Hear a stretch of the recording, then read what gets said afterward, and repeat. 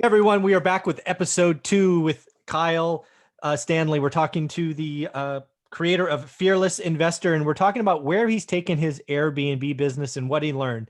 Segment 1 was, hey, we are afraid. We don't know what's going on. Health crisis, first pandemic, not so bad. And now we're going to talk about where Kyle's going. So how you doing, man? I'm good. I'm excited to talk more about Airbnb. Absolutely, man. So one of the things we closed with on the first episode is you really realize that there's a market for longer stays, right? Airbnb, as I know it, is always the nightlies and the long weekends and things of that nature. But you were finding 14 days. You talked about somebody staying a year. So let's talk about why that's important. I'm guessing I don't know, costs and vacancies, but why is that an important discovery? It's important because it gives you the confidence to scale. I mean, when I, just to kind of like share a little bit about my journey in Airbnb, when I really first took the dive into doing entire homes, I thought, I'm going to attract more people if I just do a one night minimum. And so I had 5 Airbnbs at that time. And sometimes we had 5 turnovers on one day because we would get these one night stays. And that also became tougher to get, close to the 100% occupancy that, that's the golden month, right? We always want 100% occupancy. Yeah. But when you have like this one day here and this one day gap here, it's tougher to find people that only want to be in Fresno for one day or anywhere for just one day. And so what I discovered was I could do these 14, 30, even 45 plus night rentals on Airbnb and not discount anything, which meant that my income was not being impacted. My headache went down because I'm not having to do all of these cleaning turnovers. And I'm still protected by Airbnb, no matter if someone's staying there for one day or 1 year. So it was a really big revelation where I was like, man, okay, at that point, we were at about 10. And I was starting to get some calls from people being like, hey, will you manage for us? And the only thing holding me back was, well, can I get a big enough cleaning staff if we're going to have, possibly 12 to 15 turnovers in a day? And so when this happened, I was like, you know what, we can do like at least 5 night minimums and call it, 3 to 4 turnovers per day and have a staff of 7 or 8 and be good, call it a day. And so that was the big realization and it's completely changed our business. And that's really what helped us to grow during this time. We went from June when really everything got put back to Airbnb. We were at about 8 or 10 then. And now today we're at 24. Wow. Wow. So let's talk about that growth. So that's impressive. So just from June, right? So June to November, that's what, 5 months, just roughly? I guess exactly. Yeah. So how do you go? How do you add 14 doors in 5 months? Yeah. So I would say it's a combination of a lot of things, but sure. Let me make sure everyone knows all 14 of those are properties that I have no financial stake in. They're all someone else's properties. Got it. Okay. And that's not the arbitrage model either. A lot of people hear about like, oh yeah, you can go and you can lease it and then sublease it on Airbnb. I started off that way. I think that's the way to start off because it's the least risky. However, there's this thing that happens, especially with just going to meetups and having a podcast and just being out there and networking and adding value. And I would say, like, looking back, I was just giving away all this information for free about Airbnb because a good friend of ours, Jason Pritchard, really challenged my mindset without even knowing that he was challenging me. When I was in a room one day, he's just like, you got to have an abundancy mindset. Tell everyone what you're doing. And I'm kind of over here like, oh, Airbnb is my thing. I don't want to tell anyone. And so suddenly, people were just like, hey, I heard that your Airbnbs are like actually still successful during this pandemic. Is that true? And yeah, we would talk and they say, well, I got this 3-bedroom, 2-bath in Northern Clovis. What do you think it could make? And so it just like literally went from, we added 7 in 1 month, it actually over really like a 2-week span. And then from there, it was just like, people just were calling us left and right. And so that was the main way that we started to really grow, is just the reputation that we were throwing out there. Look at that, Jason Pritchard. The abundance mindset comes through again. Well, I'd be remiss because hopefully we can make your phone ring. If somebody has a unit in Fresno or Clovis or Madera and they'd love to try Airbnb, how should they reach out to you, Kyle? Or Phoenix. Or Phoenix. I'm sorry. Yeah, we are also, we just started expanding to Phoenix. Yeah, they can literally just reach out to me through Instagram. That's the best way. DM me at Fearless Kyle is the name of my handle. You could also email me info@fearlesskyle.com. That's the best way to be able to reach me. Again, Instagram, Fearless Kyle. And do yourself a favor, follow him on Instagram. He puts out a lot of great stuff, very entertaining. It's fun to watch you grow in this mindset. So again, if you have a unit in Fresno or Clovis and you're thinking about Airbnb, give Kyle a call or DM him at Fearless Kyle on Instagram. So I'm curious, we're now in November. I know you're a planner and a visionary. When you look at what Airbnb is really allowed you to do, where do you see this going? Obviously, you just shared you expanded to Phoenix. I guess talk about that. Why Phoenix? Boots on the ground. What was the reason?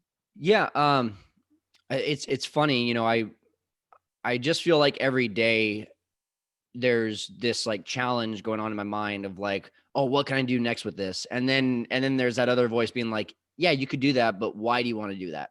Right. And so I always have this like, it's not an inner battle. It's more of an inner discovery of figuring out like every day what the purpose is and what my purpose is.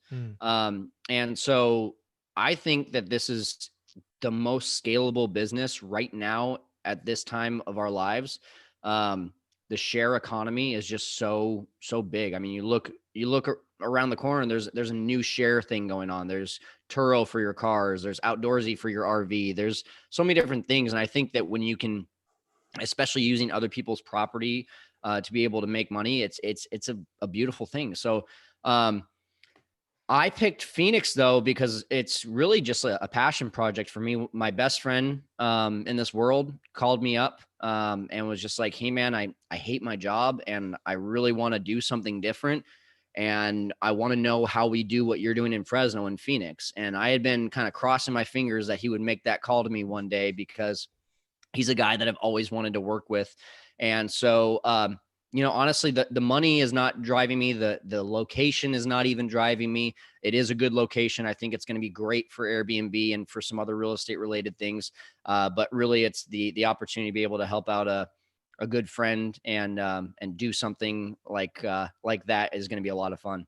Well, one of the things, again, in my opinion, you've done either on purpose or inadvertently is you've got boots on the ground right first. And I Oh, believe when you absolutely. go out of state, whether it's Airbnb or landlord or any of that, the first thing you've got to get right is boots on the ground. And most people get that wrong. Most people look at the market first, they look at the deal second, and then they look at boots on the ground third. That's a recipe for disaster. 100%. Yeah. Yeah. I tell people, so, you know, Mike, you might have listeners right now who have, you know, called a place in, I don't know, Charlotte, North Carolina. And they're like, you know, I think I got a great place and you know, let's see if Kyle can manage. I'm going to tell you straight up, I don't want to manage that Yeah, because I exactly. don't have boots on the ground and I don't know the handyman that I'm going to be hiring to go fix a toilet. And if they're going to gouge me and tell me there's a huge plumbing problem when there's really not. I don't have the interior designer. I don't have the cleaners. I don't have the network to just post on Facebook and be like, hey, who do you know that does this and get a referral? I build my entire business around relationships. And so if I can't feel like I have an ability to be able to have a direct line to building relationships somewhere or have someone that has that ability, like you said, boots on the ground. But it's even more than that, right? Because it's not just, hey, go to the property. It's like, Yeah. hey, you know, you have to be out there and talking to people and networking just like me if you're going to be boots on the ground for this business, because that's the only way that it really is successful. So, I think there's a lot of people out there that say like, oh yeah, I can manage for you no matter where it is. And good for you. That's just not my model. And the reason being is because I just don't think that you can really truly do it well if Yeah. you're relying on people that you don't know. Yeah. I mean, I'll second that. I mean, those people that are doing that or have a, sort of grow at all cost mindsets. Mm-hmm. And having been someone who's launched products from nothing and done that many, many times, that is a recipe to kill your business. For example, my experience right in software, when you're rolling out a software from 0 to 100 million, right? Some people have the mindset of I'll take any deal. And that's actually the worst thing you can do. You've got to take the deals that are profitable for the business that'll take you down the right path, right? If you land a big whale too early, you're actually going to kill your business because You'll Yeah. architect a solution for one buyer, leaving an entire market. It's the same thing here, right? If somebody were to call you up and say, "Hey, come to Texas. I've got 10 units, right? We're going to take you from 24 to 34 with just this one phone call." Yeah. And if you have the wrong mindset, you're like, "Damn, I can grow my business 30%." But you've just complicated your life, because for the next 6 months, you're going to have to figure out the handyman, the plumbers, just Yeah. all these things. And oh, by the way, Texas is going to kill your Fresno business because you still have 24 hours in the day. Exactly. Exactly. I learned that the hard way when I was not in real estate. I had a business where I was making videos for high school athletes and helping them get on to college. And that's all it was in the beginning. And then they started saying, hey, can you help me send these videos to college coaches? Mm. Sure, I can do that. Hey, can you talk to this college coach? Sure, I can do that. And I was a yes man. So I ended up being a jack of all trades and a master of none. And I think Right. that when you look at real estate, you have to have your blinders on and stay in your lane, but you educate yourself about those other lanes, right? Mhm. I know that when a deal comes across my desk that looks like a good wholesale, I have, the ability to be able to identify that and then take advantage of that deal. But I wasn't looking for that because Mhm. that distracts me from my Airbnb business. I know that, when I started this business, I was really focused on flipping, and I didn't master that, but I really got to the point where it was like, okay, I have deals coming my way. I'm not having to proactively go out and search for them. Mhm. So maybe I do ramp up Airbnb because it seems more scalable for my skills. Right. So that's where I just feel like if you try to do everything in real estate, from wholesaling to creative financing to doing all this stuff, and you're just like, hey, Monday is going to be this, Tuesday is going to be that. No, it just doesn't work. Yeah, it just doesn't And work. unless you have a lot of people working on that side of the business for you that you trust and that can grow it, that to me is the only way you could do that. But you're only one person, like you said, you only have 24 hours. Yeah. So I'm curious, do you have a number, right? Because I could see you going from 24 to 100 units. Because again, your ability to focus, again, say no. That is such a powerful thing in a business, saying no, right? Not going to North Carolina in your example. Yeah. Do you have a personal goal yet, or maybe you haven't set it yet for 2021? You know what's funny? I had a goal of 2020 going into 2020. I had 8 and I wanted to add 8, and we've added 16. Hmm. So um the goal has always been not necessarily the number of units, but the amount of passive income. Okay. And I surpassed that. So now it's like, again, to me now it's more of, okay, how do I keep that sustainable? How do I Yep. keep it growing steadily? How do I continue to find, opportunities that are worth my time? Yep. Like this Phoenix thing. I got a call the other day from someone who lives in Alabama, who also has a podcast. And he's like, hey, what if we gave you 30 units? And I'm like, okay, 30 units would be worth Right. exploring that. Plus they already have the boots on the ground and we could kind of partner and work together on that. So to me, Michael, like at this point, I just think that when you have a specialized expertise, it just brings up opportunities that I'm just trying to like take one day at a time Yeah. and get to pick and choose really what I want to do, which is something that I'm super blessed to say that like I can actually look at a client and say, you seem like you're going to be a pain in my ass, Yeah. and say no, and I talk about that all the time with people is like, I've designed this business around what I want my lifestyle to look like.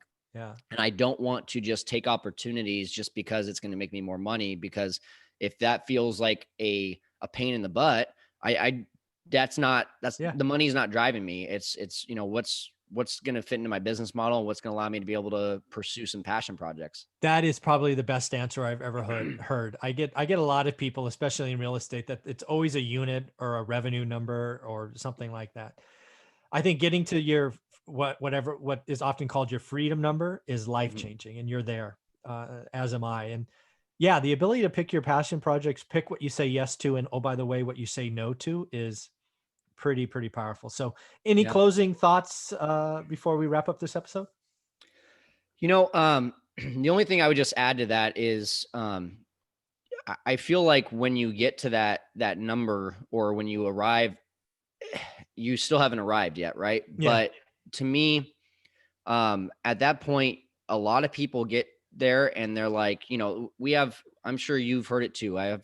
We have common friends. They're just like, yeah, I got to $100,000 a month. Now I want to get to $500,000 a month. But Yeah.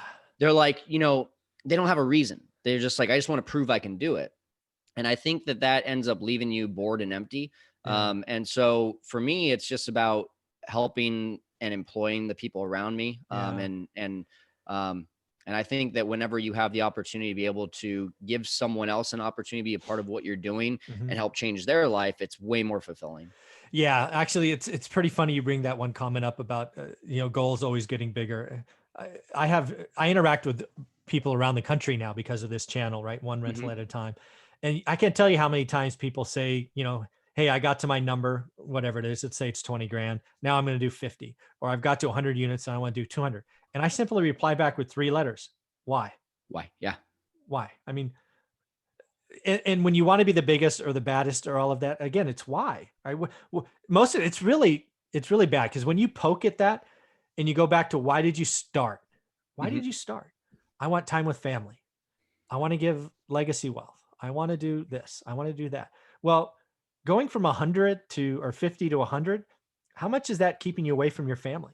Right. Right? How much? I Yep. mean, check the ego. Yep. I mean, because this still bothers me, and I think I've talked to you about this before, right? I've got to a point where I'm at the financial independence number years on end, right? I've not worked for Hmm. 3 years now, but I am comfortable sitting still, and that drives some people crazy, right? Why aren't Oh you yeah. going higher? Why aren't you going up more? I'm like, no, I'm good. I'm Yeah. okay. But some people think I'm a clown. It's like, what are you doing? It's crazy. It's just, when you get into this, especially in real estate, where you're just around people that are pushing and pushing and pushing, and you listen to this podcast and you learn this thing, you learn this thing, and you feel like, especially entrepreneurs, they hear something new and they're like, why am I not doing that? It's this whole idea of like, you lose sight of why you're doing something because you're so competitive with other people. And it's just, I talk to people all the time about this. COVID was what made me realize, like, hey, I don't have to keep pushing. If all of this is gone tomorrow because of a zombie apocalypse, then what's been the point? So it's like, you get down to why you're doing it, and when you're there, okay, you've got it. Now what's the next purpose? Is it to make more money, and if so, why? Or is it to spend more time with your family, like you originally said? Or in Yeah. my case, is it to go and actually start a family, like I originally said? So yeah, I mean, we could talk about that for a long time, but I know we're wrapping up this episode. Very cool, man. Well, Kyle, I appreciate it. I look forward to video number 3. That is going to be how does someone go from 5K a year to 350K a year on Airbnb. Stay tuned for episode number 3.